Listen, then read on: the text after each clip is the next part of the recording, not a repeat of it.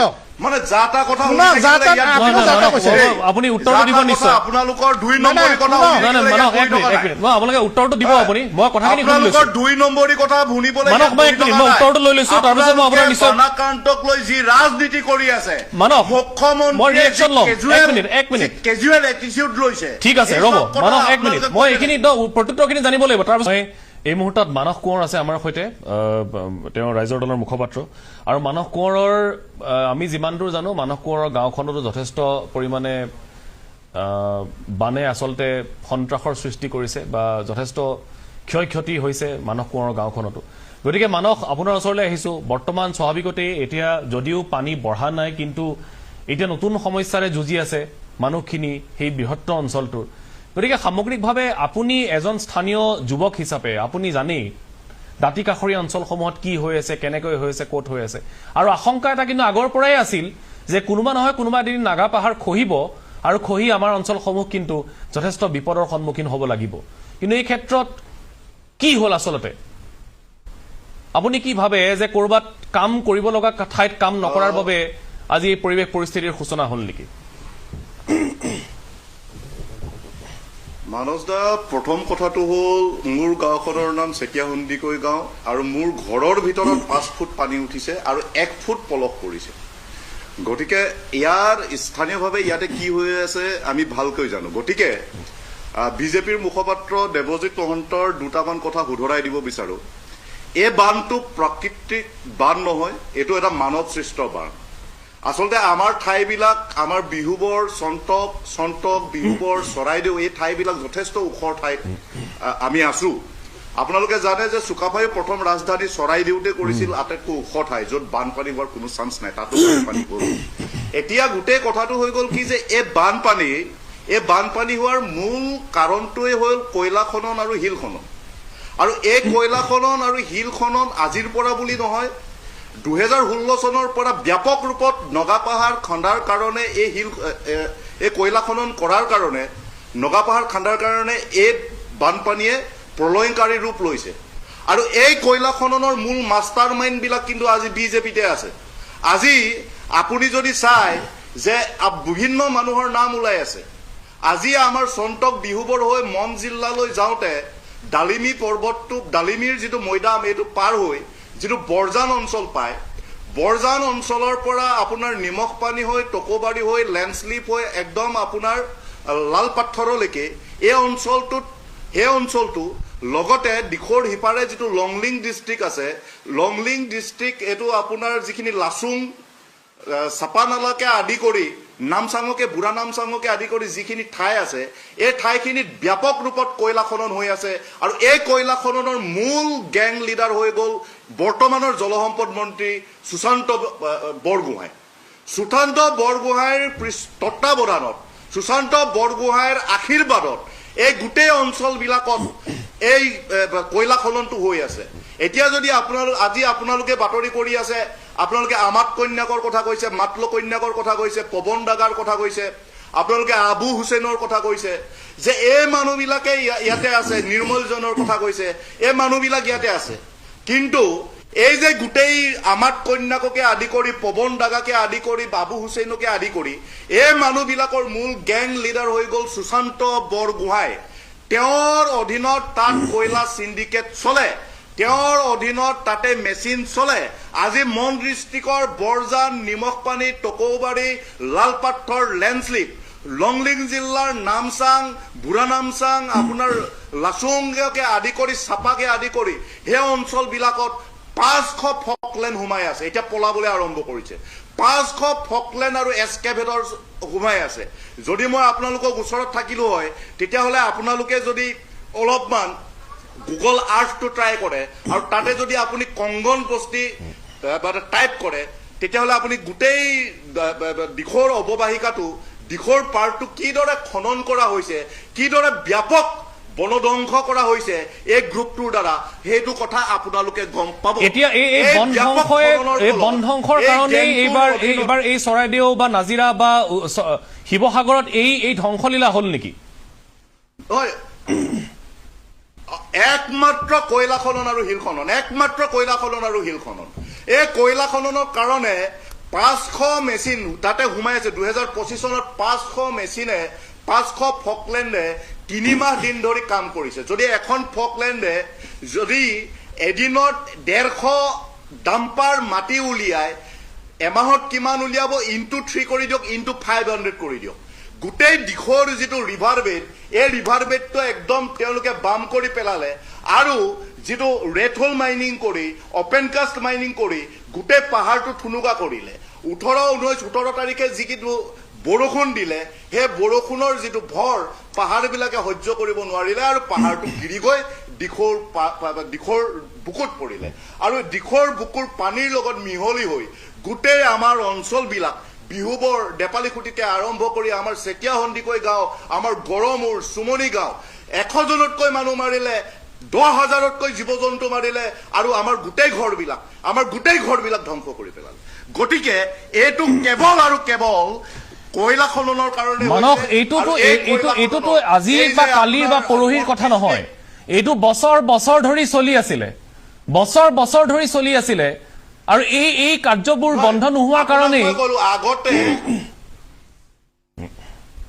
কক মানে মই আপোনাক পূৰ্বতে কৈছো এতিয়া যিটো ৰূপত সিন্ডিকেটটো চলে একদম চৰকাৰৰ তত্ত্বাৱধানত সিন্ডিকেট চলে ইয়াতে পীযুষ হাজৰিকা আছে পীযুষ হাজৰিকাৰ নেতৃত্বত যোৱা বছৰ সিন্ডিকেট চলিলে আৰু সেই সিন্ডিকেটৰ ইয়াতে দায়িত্ব ললে সুশান্ত বৰগোহাঁই আপোনাৰ এই যিখিনি কয়লা ওলায় নাগিনীমাৰালৈকে যিখিনি কয়লা ওলায় এই অঞ্চলবিলাকৰ পৰা প্ৰতিখন গাড়ীত ২৭,০০০ টকাকৈ প্ৰতিটো এলপিত ২৭,০০০ টকাকৈ কালেকশ্যন কৰা হয় গেলেকীৰ পৰা ওলোৱা প্ৰতিখন গাড়ীত ১৮,০০০ টকাকৈ কালেকশ্যন কৰা হয় আৰু কেৱল হেতু নহয় লোৱাৰ টিৰু আৰু আপাৰ টিৰু এই তাতে যেটো খনন হৈছে যেটো চৰাইদত বানপানী কৰিলে সফৰাই নদী বাঢ়ি আৰু টাউকাক নদী বাঢ়ি এই আপাৰ টিৰু আৰু লোৱাৰ টিৰু খননৰ মূল গ্যাং লিডাৰ হৈ গ'ল আপোনাৰ ধৰ্মেশ্বৰ কোঁৱৰ সোণাৰীৰ বিধায়ক ধৰ্মেশ্বৰ কোঁৱৰ আপাৰ টিৰু আৰু লোৱাৰ টিৰুৰ পৰা ওলোৱা প্ৰতিখন গাড়ীতে ধৰ্মেশ্বৰ কোঁৱৰ গেঙে ১৮,০০০ টকাকে লয় এতিয়া এইটো দিছপুৰৰ পৰা কন্ট্ৰোল হোৱা বিজেপি চৰকাৰৰ ওপৰৰ পৰা কন্ট্ৰোল হোৱা এটা সিন্ডিকেট কিন্তু মুখ্যমন্ত্ৰীয়ে কৈছে যে এয়া ভৌগোলিক কাৰণত হৈছে মুখ্যমন্ত্ৰীয়ে কৈছে এটা ঠিক আছে মানস যিয়ে নহওক এইবোৰৰ তদন্ত হ'ব লাগিব কিন্তু এতিয়া যিটো ধ্বংসলীলা হ'ল তাৰ পাছত ৰাজ্য চৰকাৰৰ ভূমিকা কি ক্ষতি হৈছে নহয় আপোনাক মই এটা কথা কৈছো ৰাজ্য চৰকাৰৰ ভূমিকাটোৰ কথালৈ আহিছো 17, 18, 19 তাৰিখে নাগালেণ্ডৰ মন জিলা আৰু লংলিং জিলাত ব্যাপক ৰূপত বৰষুণ দিছে 19 তাৰিখে যিদিনা আমাৰ ইয়াত বান আহিলে বলিয়া বান আহিলে 10-15 ফুটলৈকে যেতিয়া দিখৌখন বাঢ়ি গ'ল ওপৰলৈ উঠি গ'ল মাটি ৰিভাৰ বেডটো খহাই মানে ৰিভাৰ বেডটো বাম কৰি সিদিনা 5-6 ঘণ্টাৰ আগত মন ডিষ্ট্ৰিক্টত আপোনাৰ ব্যাপক ভূমিস্খলন আৰু বৰষুণ হৈছে এই কথাটো কি হিমন্ত বিশ্ব শৰ্মাই জনা নাছিল এই কথাটো কি অসম চৰকাৰে জনা নাছিল কিয় 5-6 ঘণ্টাৰ আগত হিমন্ত বিশ্ব শৰ্মাই অসম চৰকাৰে বিজেপি চৰকাৰখনে মানুহখিনিক সতৰ্ক কৰি নিদিলে অন্ততঃ কেইপদমান প্ৰয়োজনীয় বস্তু বচাব পাৰিলে হয় এনে সাধাৰণ বতাহ অকমান মাৰিলে ফোনটো ডাঙৰ এটা বিকট শব্দ কৰি আপোনাৰ বাজি উঠে ইমান ডাঙৰ ঘটনা এটা মন ডিস্ট্ৰিক্টত হৈছে ইমান ডাঙৰ ঘটনা এটা লংলিং ডিস্ট্ৰিক্টত হৈছে কিয় হিমন্ত বিশ্ব সেই কথাটো মই দেৱজিৎ মহন্তৰ ওচৰলৈ লৈ যাব লাগিব কাৰণ কিয় ইয়াৰ আগতে আমাৰ বাতৰি হৈছে যে ৰাজ্য চৰকাৰৰ এটা আগজাননী ব্যৱস্থা আছে মিছন মৌচম এটা মিছন মৌচমৰ কাৰ্যক্ষমতাক লৈ কিন্তু আগজাননী কিয় ব্যৱস্থা নকৰিলে এক নম্বৰ কথা আৰু শুনক দেৱজিৎ মহন্তই বহুত ক'লে মোক কৈ ল'বলৈ দিয়ক মই তাৰ পৰা প্ৰত্যুত্তৰটো ল'ব লাগিব মানস মই আহি আছো আপোনাৰ ওচৰলৈ 1 মিনিট মই আহি আছো লৈ ল'ব মই একেলগে শেষ কৰি লওঁ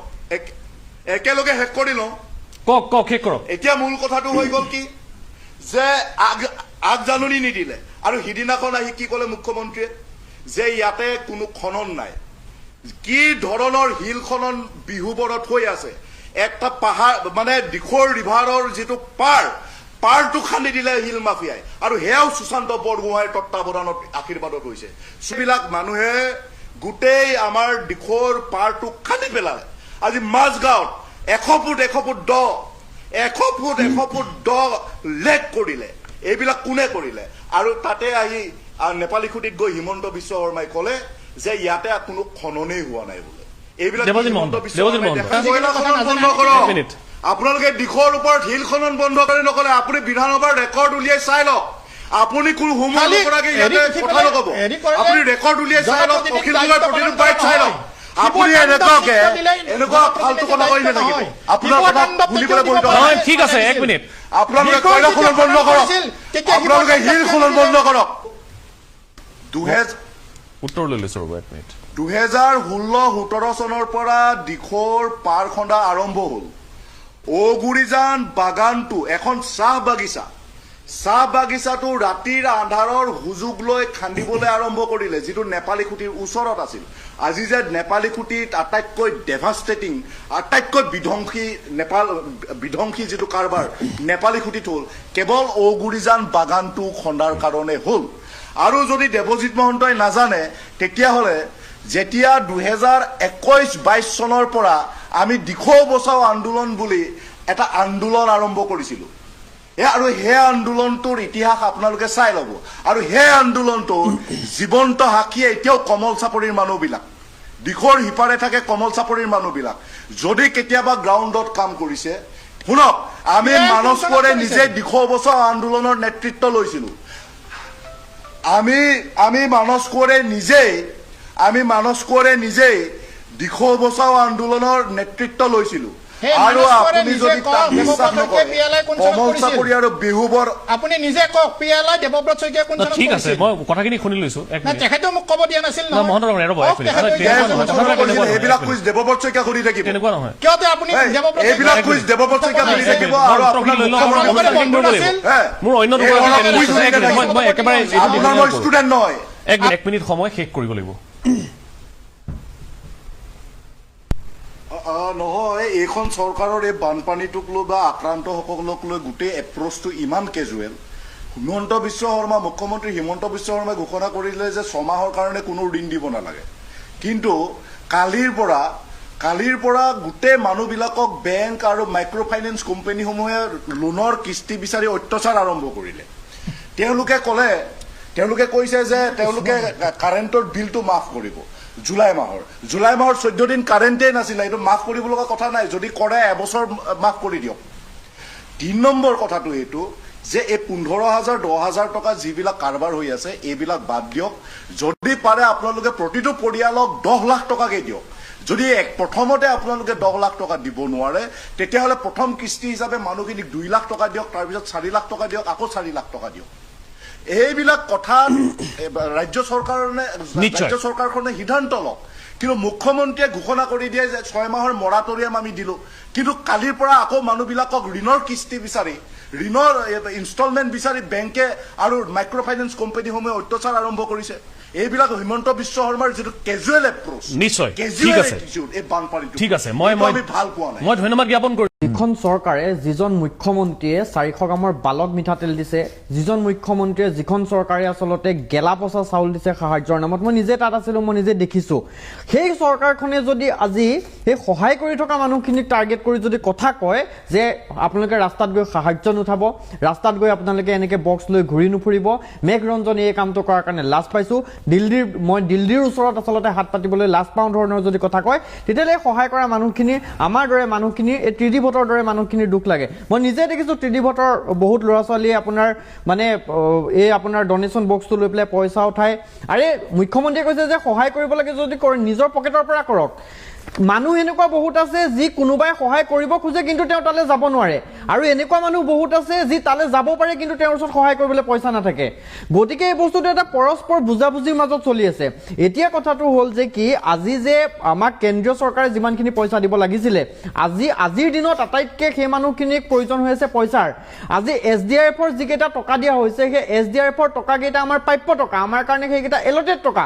সেইটো আমাৰ কাৰণে সেইটো তেওঁলোকে অনুদান দিয়া নাই সাহায্য দিয়া নাই যদি কেন্দ্ৰীয় চৰকাৰৰ প্ৰকৃততে যদি আজি আপুনি যে ক'লে দাদা যে যিজন মানুহে হাজিৰা কৰি আছে তেওঁৰো ঘৰটো ভাগিছে তেওঁ য'ত হাজিৰা কৰিছিলে তেওঁৰ ঘৰটো ভাগিছে এতিয়া সেই মানুহজনক কিহেৰে সহায় কৰিব পাৰিব সেই মানুহজনক এই সময়ত আটাইতকৈ বেছি প্ৰয়োজন পইচাৰ আৰু সেই পইচাটো যদি আপুনি কেছ মানি যদি তেওঁলোকৰ হাতত দিব নোৱাৰে তেতিয়াহ'লে তেওঁলোকে কেতিয়াও ঘৰখন বনাব নোৱাৰে আৰু মানে আপোনাৰ নামনি অসমৰ পৰা 100জন শ্ৰমিক গৈছে, কৰবাৰ পৰা আপোনাৰ 50জন শ্ৰমিক গৈছে, সেইটো এটা মানে আপোনাৰ অস্থায়ী, তেওঁলোক যাব কম সময়ৰ কাৰণে গৈছে।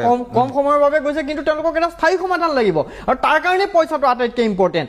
আজি যদি কেন্দ্ৰীয় চৰকাৰৰ যদি সদিচ্ছা থাকিলেহেঁতেন, যিজন অমিত শ্বাহে আহি কৈ থৈ গৈছিলে যে 50টা পুখুৰী খানি বানপানী শেষ কৰি দিম, সেইজন অমিত শ্বাহে আহি পেলাই আজি অসমৰ ৰাইজৰ ওচৰত ক্ষমা খুজিব লাগিছিলে যে আমি যিখিনি কৰিব লাগিছিলে এই সময়ত কৰিব নোৱাৰিলো। আজি SDRF যিকেইটা টকা আমাক যদি প্ৰকৃততে কেন্দ্ৰীয় চৰকাৰৰ যদি প্ৰকৃততে যদি সদিচ্ছা থাকিলেহেঁতেন, অসমৰ মানুহৰ প্ৰতি যদি ভাল ভাৱ থাকিলেহেঁতেন, তেওঁলোকে আমাক কিহৰ পইচা দিব লাগিছিলে? ক্লেমিটি ৰিলিফ ফাণ্ড, যিটো আচলতে আপোনাৰ CRF বুলি কোৱা হয়। CRFৰ যিটো পইচা, তাৰ কাৰণে ইণ্টাৰনেল মিনিষ্টেৰিয়েল এখন কমিটি বনাই পেলাই তেওঁলোকে ডিচাইড কৰে, তেওঁলোকৰ প্ৰতিনিধি পঠাই আচলতে ক'ত কিমান মানে ক্ষতি হৈছে সেইটোৰ ওপৰত ডিপেণ্ড কৰি 100% পুঁজি আচলতে কেন্দ্ৰীয় চৰকাৰে যোগান ধৰে। বহুত ধন্যবাদ অংকুমান বৰদলৈ। 1000 কোটি টকা 2000 কোটি টকা যদি আমাক দিলেহেঁতেন, সেই পইচাখিনি যদি আমি মানুহৰ হাতত তুলি দিব পাৰিলোহেঁতেন, তেতিয়াহ'লে মানুহখিনি সহায় হ'লহেঁতেন। এই মানুহখিনি যিখিনি আচলতে দুৰ্বিষহ জীৱনত কটাই আছে, তাৰ মই বুজি পালো একচেপ্টেবল নহয়। অংকুমান, এই মুহূৰ্তত মানুহক আটাইতকৈ কি ডাঙৰ সহায়ৰ প্ৰয়োজন? মুখ্যমন্ত্ৰীজনে যিহেতু ক'লে যে এতিয়া চৰকাৰে সকলো দায়িত্ব লৈছে, তেতিয়াহ'লে আমি এতিয়াও দেখিছোঁ যে বহুত মানুহ জ্বৰত আক্ৰান্ত হৈ মৰিছে, অক্সিজেনৰ অভাৱতো আচলতে সেইখন শিৱসাগৰতে মানুহ মৰিছে। গতিকে চৰকাৰে পৰ্যাপ্ত পৰিমাণৰ স্বাস্থ্য শিবিৰ আচলতে স্থাপন কৰক, যাতে কোনো মানুহ অক্সিজেনৰ অভাৱত মৰিব লগা নহয়, কোনো মানুহ স্বাস্থ্য সেৱাৰ অভাৱত পৰ্যাপ্ত তেওঁলোকে স্বাস্থ্য সেৱা নোপোৱাৰ কাৰণে যাতে আচলতে তেওঁলোকৰ মৃত্যু হ'ব লগা নহয়। তেওঁলোকে যাতে উপযুক্ত এতিয়া যিখিনি পাব লাগে প্ৰত্যেকখিনি বস্তু যাতে পায়, সেই বস্তুখিনি তেওঁলোকে গুৰুত্ব দিয়ক। ৰাজনীতি কৰা এইখিনি সময়ত বাদ দিয়ক, আৰু কোনো এজন মানুহেও যাতে আচলতে চিকিৎসকৰ অভাৱত, অক্সিজেনৰ অভাৱত, ঔষধৰ অভাৱত মৃত্যুমুখত পৰিবলগীয়া নহয়, সেইটোৱে কামনা কৰিছোঁ। বহুত ধন্যবাদ মাইনী মহন্ত। এই ঘৰ চৰকাৰ প্ৰশাসনৰ সহযোগত এখন ফুলনি কৰি থৈ যাম, এইটো গেৰাণ্টি দিছোঁ। আৰু এখন ঠাইৰ নাম জুবিন নগৰ কৰি থৈ যাম। জুবিন নগৰ যেনেকৈ জুবিন ক্ষেত্ৰলৈ যায়, জুবিন নগৰ হ'ব এখন। যিমানকেইখন ঘৰ বনাম, জুবিন নগৰ 1, জুবিন নগৰ 2, জুবিন নগৰ 3, আৰু যদি মোৰ এই বাৰ্তাটো চাই আছে সকলোৱে গৰিমাবলৈ প্ৰেৰণ কৰিব, তেওঁ ফিটা কাটিবলৈ আহিব লাগিব। জুবিন দাৰ নামত ঘৰ বনোৱা নাই, গাঁও বনাইছোঁ, একদম স্পষ্ট কথা। জুবিন দা কেনেকৈ জীয়াই ৰাখিছোঁ, জয় জুবিন দা কৰি ৰাখিছোঁ। জুবিন দা সকলোৰে আৱেগ, চৰকাৰে হওক কিবাই হওক সকলোৰে আৱেগ। জুবিন দাক জয় জুবিন দা কৈ থাকিলে নহ'ব। জুবিন যুগৰ সৃষ্টি ইয়াত কৰিছোঁ আমি, ইয়াত প্ৰকৃত জুবিন যুগৰ সৃষ্টি হৈছে। কোনোবাই নিজৰ হাজিৰা বাদ দি ইয়াত কাম কৰিব লাগিছে, শ্ৰমদান কৰিছে, পইচা দিব পৰা নাই। কোনোবাই বাঁহ দিছে, কোনোবাই টিং দিছে, কোনোবাই বিচনা দিছে, নিজৰ পইচা এটা সেইদিনাখন ড্ৰাইভাৰ এজন চালক এজনে 10 টকী কইন্স, 10 টকী 20 টকী 100 টকী 3000 টকা দি কৈছে। ভিডিঅ'বিলাক আছে, চাব। প্ৰকৃত জুবিন যুগৰ সৃষ্টি ইয়াত হৈছে। মই পুনৰবাৰ কৈছোঁ, জয় জুবিন দাক কৈ থাকিলে নহ'ব, জুবিন দাক জয়ী কৰি ৰাখিবলৈ চেষ্টা কৰক, তেতিয়াহে জুবিন যুগৰ সৃষ্টি হ'ব। মনত ৰাখিব, ইয়াত লেবাৰে যদি ফেন পোৱা নাই, মৌ পোৱা নাই, সিহঁতি যদি খোৱা নাই, মৌ খোৱা নাই, কিন্তু খাবলৈ পাই আছোঁ। ইয়াত মিছা কথা নকওঁ, খানা লিষ্ট বনাইছে। ইয়াত খানা লিষ্ট বনাবলৈ আজি কোনে দিব, কাইলৈ কোনে দিব, মানুহে এপইণ্টমেণ্ট ল'ব লগা হৈছে আমাক ভাত খুৱাবৰ কাৰণে। যে আজি 3 দিনৰ পিছত যোনে ভাত দিব, সি আজি এপইণ্টমেণ্ট লৈ থৈছে। দুপৰীয়া ৰাতি চাহটো আপোনাক গণিবই নোৱাৰে, ক'ল্ড ড্ৰিংকছৰ বটল গণিবই পৰা নাই। আজি মিষ্টাৰ বিটো অকল খোৱা নাই। যিখন গাঁও আজি বনাই আছোঁ, এখন গাঁও এখন বেলেগ এখন গাঁও আছিলে, হয়তো ক'তো নামো নিচানে নাই আপোনালোকে বিচাৰিলে, অকল শ্মশানখনৰ নামে গাঁওখন জানে। সেইকাৰণে মই জুবিন দাৰ নাম দি থৈ যাম ইয়াত, কাৰণ জুবিন দাই শ্মশান ভাল পাইছিলে, য'ত শেষ শান্তি হয় তাতে শ্মশান আছে, আৰু সেই শ্মশানখনে আজি বচাই আছে। ইয়াত জুবিন দাৰ শক্তি জড়িত হৈছে, ভগৱানৰ শক্তি জড়িত হৈ আছে।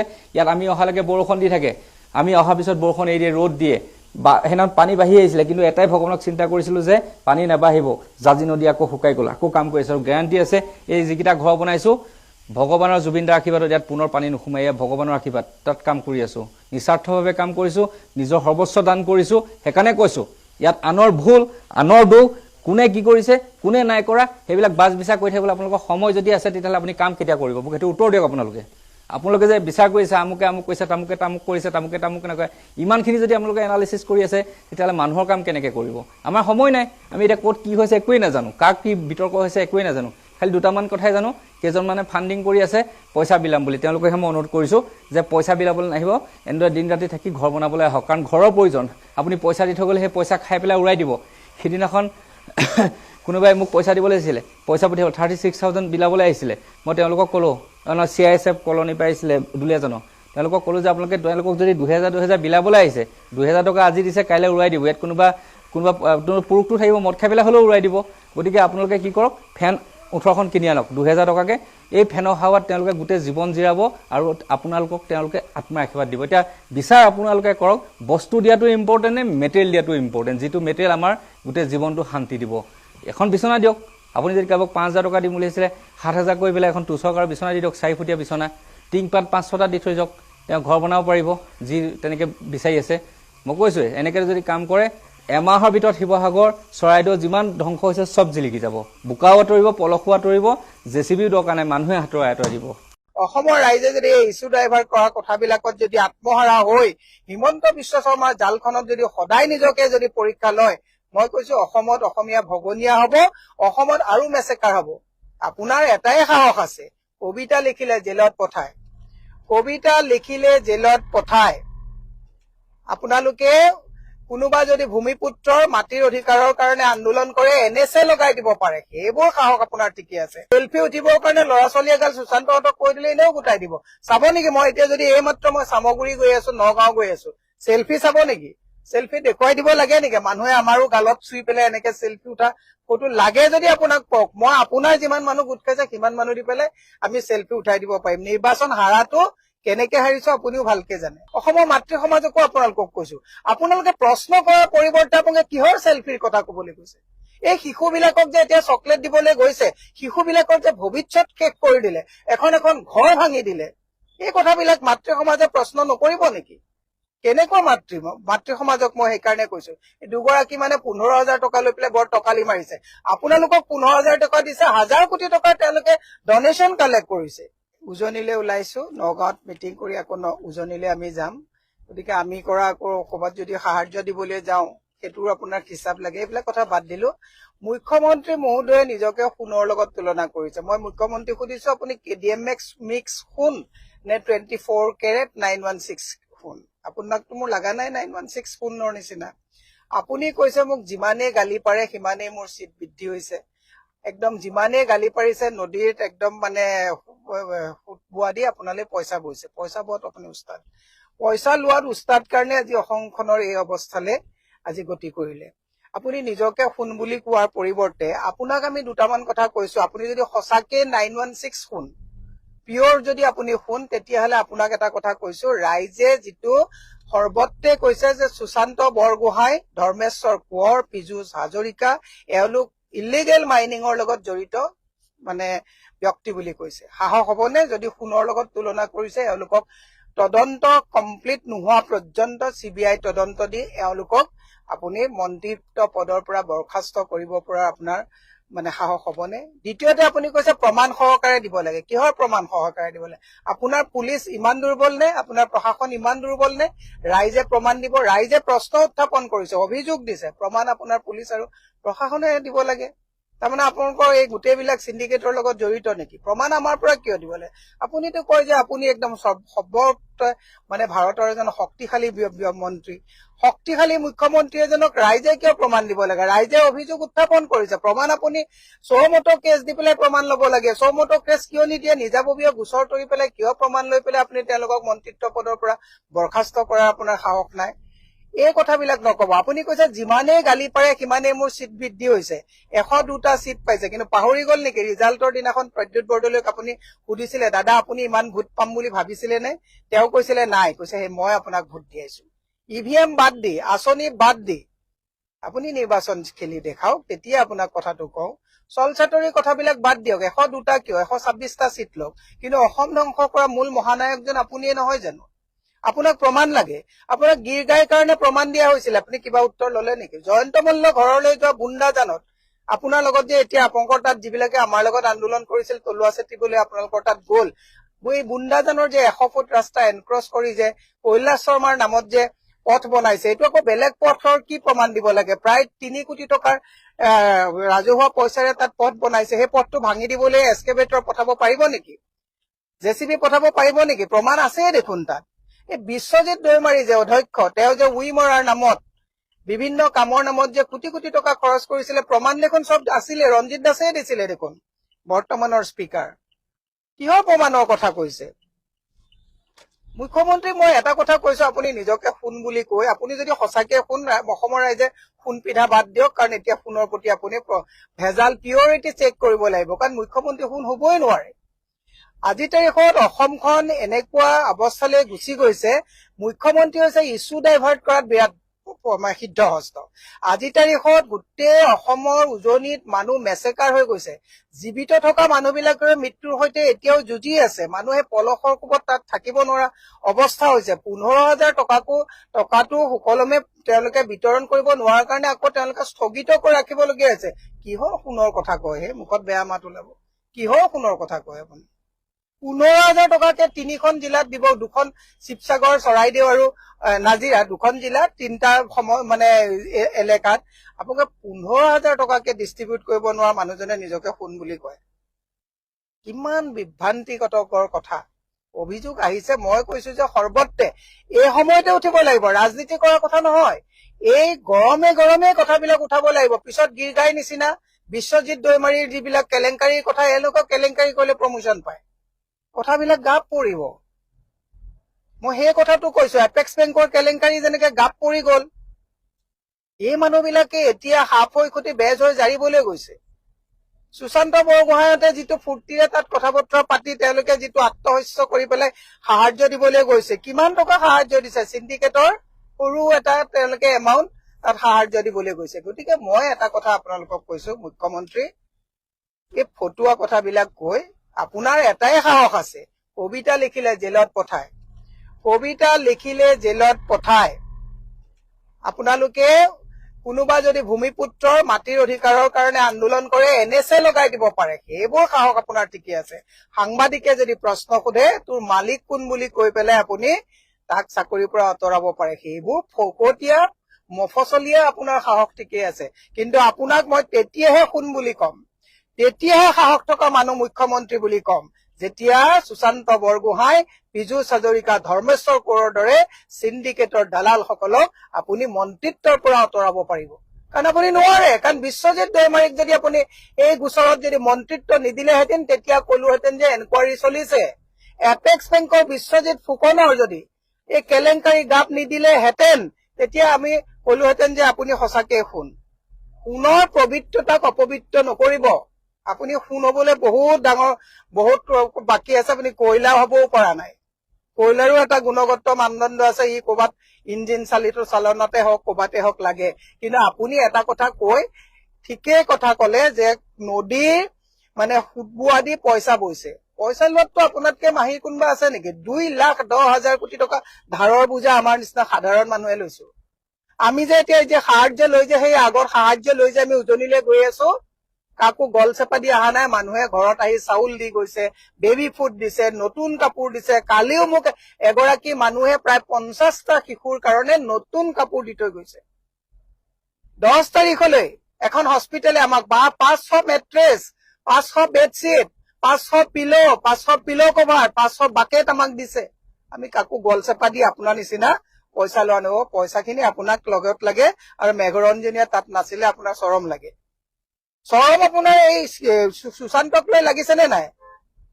অসমৰ ৰাইজক কৈছো, আপোনালোকে যদি 15,000 টকাত, আৰু এয়াও যিখন খেল ধেমালি কৰিবলৈ চকলেট লৈ গৈ পেলাই যিটো চেলফি উঠি পেলাই ইছ্যু ডাইভাৰ্ট কৰিব গৈছে, অসমৰ ৰাইজে যদি এই ইছ্যু ডাইভাৰ্ট কৰা কথাবিলাকত যদি আত্মহাৰা হৈ হিমন্ত বিশ্ব শৰ্মাৰ জালখনত যদি সদায় নিজকে যদি পৰীক্ষা লয়, মই কৈছো অসমত অসমীয়া ভগনীয়া হব, অসমত আৰু মেচেকাৰ হব। আপুনি দেখিছে এতিয়া আপুনি চাওক, সোৱণশিৰি প্ৰজেক্টত NHPC চাই থাকক কি তাণ্ডৱ হবলৈ গৈ আছে। খাও লাগিছে, অভিশাপ লাগিছে। আপোনালোকে যিটো 100টা চিটৰ কথা কৈ পেলাই বহুত আজে বাজে কথা কৈছে, অভিশাপ লাগিছে। আগতে তৰুণ নগৰ, নবীন নগৰত পানী হৈছিলে, এতিয়া গোটেই গুৱাহাটী জলমগ্ন হৈছে, গোটেই অসম জলমগ্ন হৈছে। আগতে বানপীড়িত অঞ্চল, বান আক্ৰান্ত অঞ্চল দুটা এটা আছিলে। আপোনালোকৰ ওপৰত খাও আৰু অভিশাপ লাগিছে। বিৰাই কাম নিদিব, বিৰাই কাম বেছি দিন নিদিব। মই সেইকাৰণে মুখ্যমন্ত্ৰী ডাঙৰীয়াক কৈছো, ইছ্যু ডাইভাৰ্ট কৰি মানুহক তুচ্ছ তাচ্ছিল্য নকৰিব। চেলফি উঠিবৰ কাৰণে ল'ৰা ছোৱালী এগাল সুশান্তহঁতক কৈ দিলে এনেও গোটাই দিব। চাব নেকি? মই এতিয়া যদি এইমাত্ৰ মই চামগুৰি গৈ আছো, নগাঁও গৈ আছো, চেলফি চাব নেকি? চেলফি দেখুৱাই দিব লাগে নেকি? মানুহে আমাৰো গালত চুই পেলাই এনেকে চেলফি উঠা ফটো লাগে যদি আপোনাক কওক। মই আপোনাৰ যিমান মানুহ গোট খাইছে সিমান মানুহ দি পেলাই আমি চেলফি উঠাই দিব পাৰিম। নিৰ্বাচন হাৰাটো কেনেকে হাৰিছো আপুনিও ভালকে জানে। বুজিলে? গতিকে মুখ্যমন্ত্ৰীক কৈছো ইছ্যু ডাইভাৰ্ট নকৰিব। সাহস আছে যদি এতিয়াও কৈছো, সোণৰ কথা নকলে নকলোহেঁতেন, সোণটোন 916 সোণ হওক, এইবিলাক কেডিএম মিক্স ভেজাল সোণ নহব। আৰু আপুনি সোণ হবই নোৱাৰে। আপুনি সোণ হব পাৰে নেকি? 2 লাখ কোটি টকা ধাৰ লগাইছে, টুল টেক্স গোটেইখন লগাই স্কুল বন্ধ কৰিছে, ল'ৰা ছোৱালীক এতিয়া আপুনি কিতাপ কাগজ দিয়া কথা কৈছে, স্কুলেই নাই। অসমৰ ৰাইজক মই এটা বিনম্ৰভাৱে অনুৰোধ কৰিছো, বিধানসভাত এই শিক্ষামন্ত্ৰীজনে কৈছে প্ৰায় 6 লাখ ল'ৰা ছোৱালী স্কুল এৰিছে 2 বছৰত। কিহৰ স্কুলৰ কথা কয়? সোণৰ কথা কয়। এই মুখ্যমন্ত্ৰীক মই সেইকাৰণে ৰাতিপুৱাই কৈছো, উজনিলৈ গৈ আছো, মুখ্যমন্ত্ৰী এই কথাবিলাক সকলোৱে ধৰক। আৰু এই গৰমে গৰমে যদি আপোনালোকে নধৰে, ছেপ্টেম্বৰৰ পৰা ঠাণ্ডা দিন আহি যাব, আকৌ 2 দিনমান আপোনাৰ শুকান হব, মানুহে পাহৰি যাব। আৰু মই বাইদেউসকলকো কৈছো, আঁচনিৰ যে যিসকলে আঁচনিৰ পইচা পাইছে, আগতে কংগ্ৰেছৰ দিনতো দিছে, এতিয়াও দিছে, বেলেগ চৰকাৰ আহিলেও দিব, আত্মহাৰা হৈ গৈ য'ত মানুহে মাতৃয়ে পুত্ৰৰ শটো হাতত লৈ পেলাই হিয়া ধিকাৰি কান্দিছে, আপোনালোকে কিহৰ মুখ্যমন্ত্ৰীৰ লগত চেলফি তুলিছে? আৰু সেইজন মুখ্যমন্ত্ৰী, যিজন মুখ্যমন্ত্ৰীয়ে চিণ্ডিকেট চলাই আছে সুশান্ত পীযুষহঁতক লগত লৈ পেলাই, দিয়ক আমাক জেলত ভৰাই দিয়ক, কোনো আপত্তি নাই, গুলিয়াই দিলে গুলিয়াই দিয়ক, কোনো আপত্তি নাই। কিন্তু আপুনি এনেকে তিলকে অসমৰ মানুহক বিপদলৈ ঠেলি দিয়াটো সহ্য কৰা নহব। আৰু অসমৰ ৰাইজকো মই আপোনালোকক কৈছো, অসমৰ মাতৃ সমাজকো আপোনালোকক কৈছো, আপোনালোকে প্ৰশ্ন কৰাৰ পৰিৱৰ্তে আপোনালোকে কিহৰ চেলফিৰ কথা কবলৈ কৈছে? এই শিশুবিলাকক যে এতিয়া চকলেট দিবলৈ গৈছে, শিশুবিলাকৰ যে ভৱিষ্যত শেষ কৰি দিলে, এখন ঘৰ ভাঙি দিলে, এই কথাবিলাক মাতৃ সমাজে প্ৰশ্ন নকৰিব নেকি? কেনেকুৱা মাতৃ সমাজক মই সেইকাৰণে কৈছো, এই 2 গৰাকী মানে 15,000 টকা লৈ পেলাই বৰ টকালি মাৰিছে। আপোনালোকক 15,000 টকা দিছে, 1,000 কোটি টকা তেওঁলোকে ডনেশ্যন কালেক্ট কৰিছে। এই কথাবিলাক অসমৰ ৰাইজে জানা উচিত। সৰ্বত্ৰে একচুৱেলি এওঁলোকৰ বিৰুদ্ধে প্ৰতিবাদ হব লাগে। দগাবাজ বিলাকে যাতে অসমৰ দায়িত্ব নলয়, তাৰ কাৰণে অসমৰ সুধী সমাজ সষ্টম হৈ তেওঁলোকক প্ৰশ্ন কৰাৰ সময়। এই সময় 60-40 কৰাৰ সময় নহয়।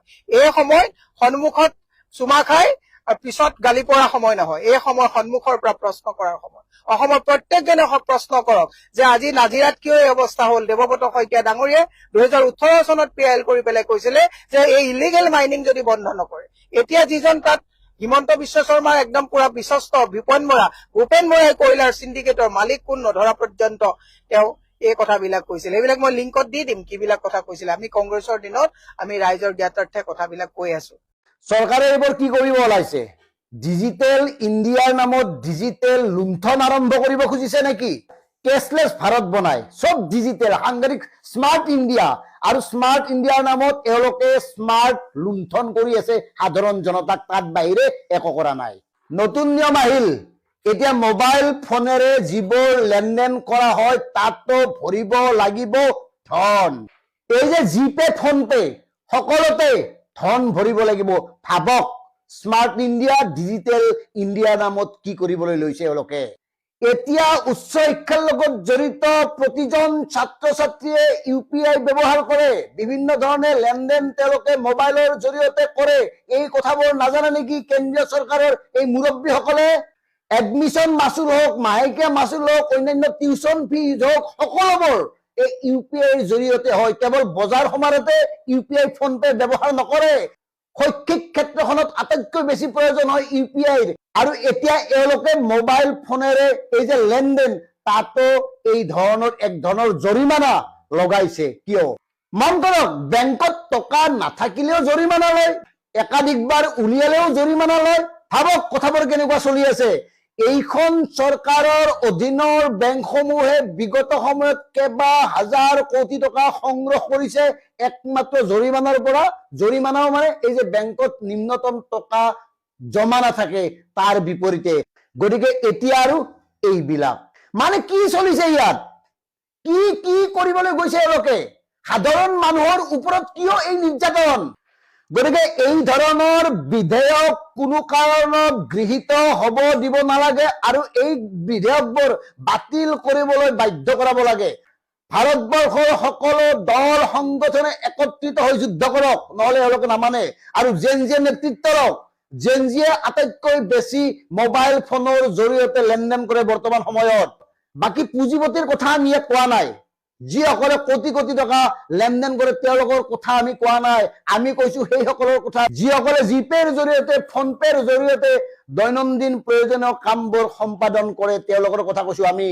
কোনো পুঁজিপতি ব্যৱসায়িক উদ্যোগপতিৰ কথা আমি ক'ব নাযাওঁ, কাৰণ তেওঁলোকে এতিয়া চৰকাৰ চলাই এই কথাটো আমি জানো। সেয়ে কৈছো এই নিয়মবোৰ বাতিল হ'ব লাগে, চিম্পল কথা। সাধাৰণ জনতাক মাধমাৰ মাৰি এই ধৰণৰ নিয়মৰ প্ৰয়োজন নাই। ডিজিটেল ইণ্ডিয়া, স্মাৰ্ট ইণ্ডিয়া মানে বিশ্বগুৰু, আৰু বিশ্বগুৰুৰ দেশত এই ধৰণৰ কামবোৰ কৰে মানে লাওলা অৱস্থা হৈছে নেকি আপোনালোকৰ? মানে আপোনালোকে বিদেশৰ পৰা হাজাৰ হাজাৰ কোটি কোটি ঋণ লৈও অৰ্থনীতিৰ ভেটিটো গঢ়িব পৰা নাই, তাক স্বীকাৰ নকৰে। আৰু তাৰ বিপৰীতে যেনেকে য'ৰ পৰা পাৰে কেৱল মাচুল জৰিমনা বৃদ্ধি কৰি এনেকে অৰ্থ সংগ্ৰহ কৰি আছে, লাজ নালাগে? গতিকে প্ৰিয় দৰ্শক, কথাবোৰ ভাবক, আমাৰ দেশৰ অৱস্থা কি, বিশ্বগুৰুৰ দেশৰ বাসিন্দাৰ অৱস্থা কি, মন কৰক। ধন্যবাদ। জয় অসম। এইখিনিত এতিয়া ৰাইজে ওলাই আহি তেওঁলোকক দৌৰালে, লাঠি জোং লৈ তেওঁলোকক দৌৰালে।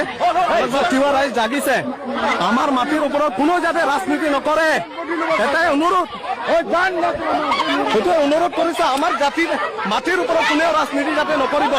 আমি যদি ইয়াত বিজেপি নেতা প্ৰৱেশ কৰে, আমি দৌৰাই দৌৰাই পিটিম।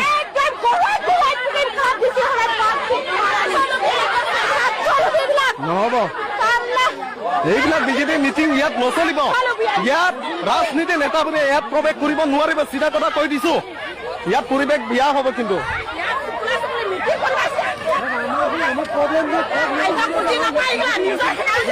BJP go back, BJP go back, Biju Hazarika মুৰ্দাবাদ, বিজু হাজৰিকা মুৰ্দাবাদ, বিজু হাজৰিকা মাটি চোৰ, বিজু হাজৰিকা মাটি চোৰ, বিজু হাজৰিকা গো বেক, বিজু হাজৰিকা কাম নাই, বিজু হাজৰিকা দালাল, বিজেপি দালাল নচলিব, নচলিব, নচলিব, বিজেপি দালাল নচলিব, নচলিব, নচলিব। তিৱা ৰাইজ জাগিছে, আৰু যাতে কোনো বিজেপি নেতা যাতে ইয়াত সাহস নকৰে আমাৰ এই অঞ্চলত প্ৰৱেশ কৰিবলৈ। যিয়ে ৰাজনীতি কৰিব তাকে আমি দৌৰাই দৌৰাই পিটিম, দৌৰাই দৌৰাই পিটিম, দৌৰাই দৌৰাই পিটিম। নহ'ব, এইবিলাক ৰাজনীতি বহুত দেখি আছো আমি। বিজু হাজৰিকা, আপুনি যিটো দানাখিনি চম্ভালি মাৰি আছে, আপোনাক ইয়াত আবেদনত প্ৰৱেশ কৰিব নিদিম। এই তিৱা ৰাইজ জাগিছে, জাগিছে, আগুৱাই যাব লাগিব। হয়, হয়, লাগিব, মানুহবিলাক ভুলাব আহে। সেইবিলাক আমি মাটিৰ কাৰণে যুঁজি আছো, তেওঁলোকে মিটিং কৰি আছে, সেইবিলাক মানি নল'ব কোনেও। নচলিব, নচলিব।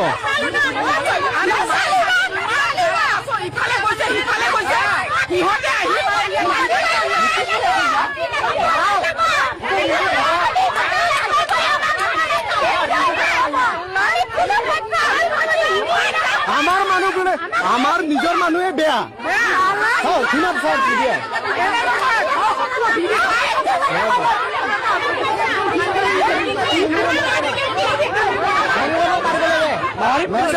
কালি মিটিং ওলাব লাগিব। কালি ইয়াত মিটিং আছে।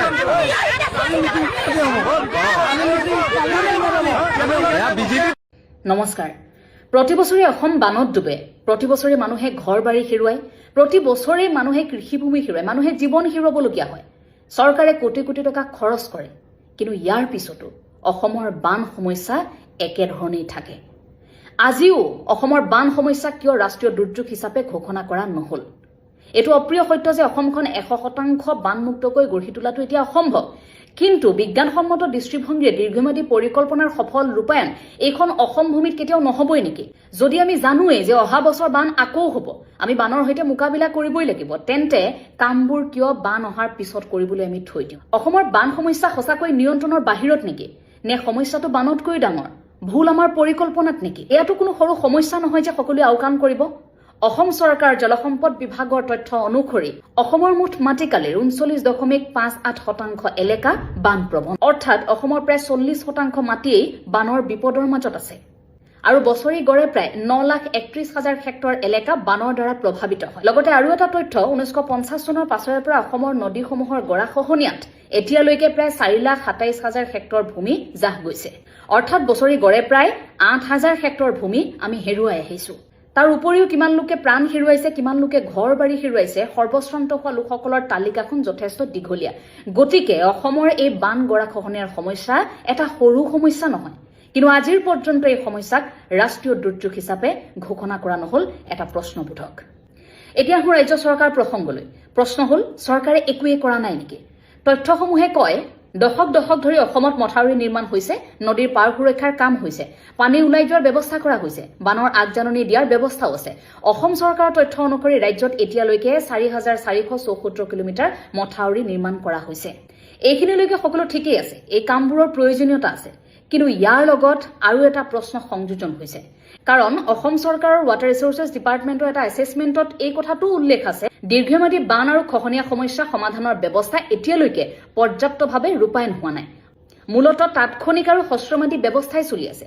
গতিকে যদি এতিয়াও দীৰ্ঘম্যাদী ব্যৱস্থাৱলীৰ পোষকতা কৰা হৈছে, তেন্তে সেইবোৰ এতিয়াও কাৰ্যকৰী হোৱা নাই কিয়? নিশ্চয়কৈ বিভাগীয় কৰ্তৃপক্ষই আমাতকৈ এই কথাটো ভালকৈ জানিব যে বান অহাৰ আগত কাম কৰা আৰু বান অহাৰ পিছত কাম কৰাৰ মাজত পাৰ্থক্য আছে। এতিয়া আহিছো মথাউৰিৰ প্ৰসংগলৈ। মথাউৰি ভাঙে কিয়? 2025 চনত কেন্দ্ৰীয় চৰকাৰে সংসদত জনোৱা তথ্য অনুসৰি অসম চৰকাৰে 2011 চনৰ পৰা 421টা মথাউৰি ভঙাৰ তথ্য জনাইছে। কেন্দ্ৰই লগতে উল্লেখ কৰিছে যে অসমৰ বানৰ সমস্যা মথাউৰি ভঙা, বেদখল, বন ধ্বংস আৰু দুৰ্বল পানী নিষ্কাশনৰ ব্যৱস্থাৰ বাবে আৰু জটিল। প্ৰশ্ন, বান অহাৰ আগতে মথাউৰিৰ স্বাস্থ্য পৰীক্ষা কিয় কৰা নহয়? ঠিকাদাৰে নিৰ্মাণ কৰি থকা মথাউৰি বিজ্ঞানসন্মত হৈছে নে নাই হোৱা তাক পৰীক্ষা কিয় কৰা নহয়? কিছু ঠাইত বাৰিষা অহাৰ 2টামান দিন আগত মথাউৰি কাম আৰম্ভ কৰি সেই বাৰিষা মথাউৰি ভঙাৰো কিন্তু উদাহৰণ আছে। মথাউৰি নিৰ্মাণৰ ক্ষেত্ৰতো কঠোৰ ব্যৱস্থাৱলী হাতত লওক।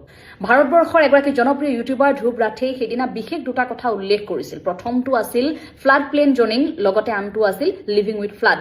এই দুটা প্ৰসংগ উল্লেখ কৰিছিল। ইয়াৰ সমান্তৰালকৈ বন ধ্বংসযোগ্য বন্ধ কৰা, অবৈধ কয়লা খনন বন্ধ কৰা, নদীৰ বুকুত অবৈধভাৱে শিল বালি খননৰ বন্ধ কৰা, এই ধৰণৰ কথাবোৰৰ পোষকতা কৰিছিল, যিসমূহ আজিৰ সময়তো বহু প্ৰকৃতিবিদ, অসমৰ বহু সচেতন লোকে এই প্ৰসংগবোৰ আলোচনা কৰি আছে। প্ৰথমে ফ্লাড প্লেন জনিঙৰ কথাখিনি যদি আমি চাওঁ, ভাৰতৰ বাবে ই নতুন নহয়। 1975 চনতেই ফ্লাড প্লেন জনিঙৰ বাবে মডেল বিল প্ৰস্তুত কৰা হৈছিল আৰু 2025 চনত কেন্দ্ৰীয় জলশক্তি মন্ত্ৰালয়ে technical guidelines on flood plain zoning finalise কৰি ৰাজ্যসমূহক ইমপ্লিমেণ্টেশ্যনৰ বাবে আগবঢ়াই দিয়া হৈছিল। কিন্তু অসমে সেই আইন প্ৰণয়ন নকৰিলে।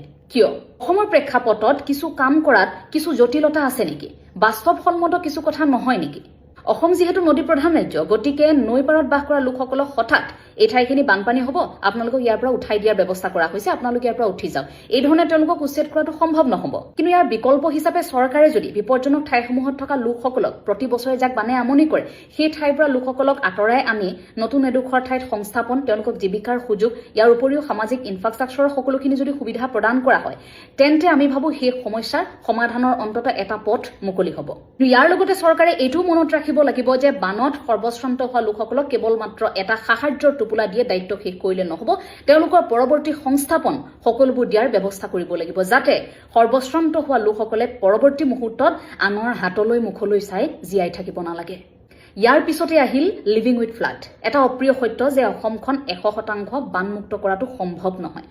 কিন্তু আমি জানোৱেই যিহেতু প্ৰতি বছৰে এই সমস্যা আহিব, গতিকে সেই সমস্যাৰ সৈতে মোকাবিলা কৰিবলৈ আমি জানো শক্তিশালী হৈ থাকিব নালাগিব। তাৰ বাবে আমি বানপানীৰ সৈতে সহাৱস্থান কৰিবৰ বাবে ল'বলগীয়া পদক্ষেপসমূহ কেনেধৰণে ল'ব লাগিব, সেই পদক্ষেপ চৰকাৰে কেনেধৰণে ল'লে আমিবোৰ অন্ততঃ ভালকৈ জীয়াই থাকিব পাৰিম। যিমান বান আহিলেও মানুহৰ জীৱন যাতে ধ্বংস নহয়। 1990 চনতে অসম চৰকাৰে লিভিং উইথ ফ্লাড এই আঁচনি আৰম্ভ কৰিছিল, কিন্তু দুৰ্ভাগ্যজনক কেলেংকাৰীৰ বাবে সংবাদ সূত্ৰই প্ৰকাশ কৰা তথ্য অনুসৰি কেলেংকাৰীৰ বাবে এই আঁচনি সামৰিবলগীয়া হ'ল, অকাৰ্যক্ষম হৈ আছে এই আঁচনি।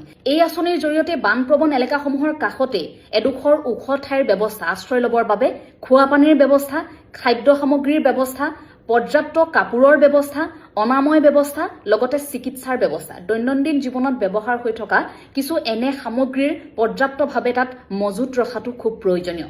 গতিকে তেনেধৰণৰ কিছু পৰিকল্পনাৰে যদি আগবঢ়া হয়, তেন্তে অন্ততঃ পানীত ককবকাই থকাৰ সেই মানুহখিনিয়ে পৰৱৰ্তী মুহূৰ্তত আশ্ৰয় শিবিৰত থাকোঁতে বান সাহায্যৰ বাবে হাহাকাৰ কৰিবলগীয়া অৱস্থাৰ সৃষ্টি নহয়। কেৱল এয়াই নহয়, গাঁওভিত্তিক বানৰ বিপদৰ প্ৰস্তুতি আৰু আগজাননী বৰ্তমানৰ প্ৰকল্পসমূহতো গুৰুত্ব পাব লাগিব। অসমৰ বান সমস্যাৰ সমাধান আৰু এটা মথাউৰি নহয়। অসমৰ বান সমস্যাৰ সমাধান এটা কেৱল সাহায্যৰ টোপোলা নহয়। এতিয়া আমাক লাগে বিজ্ঞানসন্মত পৰিকল্পনাৰে দীৰ্ঘম্যাদী বান নীতি, য'ত থাকিব বৈজ্ঞানিক মানচিত্ৰ, বানপ্ৰৱণ অঞ্চলৰ কঠোৰ নীতি নিয়ম, শক্তিশালী মথাউৰি, নদীৰ পাৰ সংৰক্ষণ, আগতীয়া সতৰ্কবাণী, নিৰাপদ পুনৰ সংস্থাপন আৰু সম্পূৰ্ণ নদী অৱবাহিকাৰ পৰিকল্পনা। লগতে অবৈধভাৱে হৈ থকা কিছু কনষ্ট্ৰাকশ্যন, অবৈধভাৱে হৈ থকা কয়লা খনন, শিলবালি খনন, বন ধ্বংসযোগ্য এই সকলোবোৰ চৰকাৰে বন্ধ কৰিব লাগিব। অন্যথা প্ৰতি বছৰে এই একেখন ছবি চাবলৈ আমিবোৰ সাজু হৈ থকাই ভাল।